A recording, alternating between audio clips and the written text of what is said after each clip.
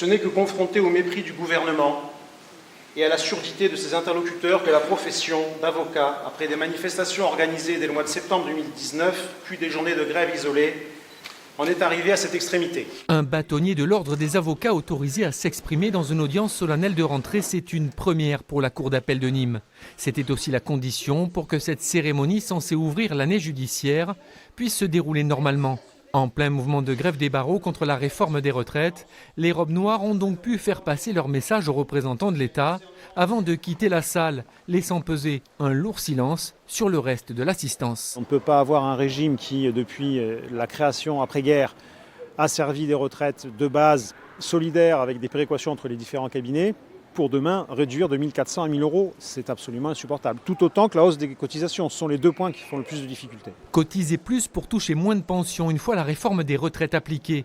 Cette perspective qui mobilise les 164 barreaux de France perturbe le fonctionnement de la justice depuis plus de 10 jours. Ce vendredi à Nîmes, elle a aussi occulté l'annonce de la mise en place du tribunal judiciaire qui remplace depuis le début de l'année les tribunaux d'instance et de grande instance. Une simplification de l'accès aux juges pour tous les justiciables.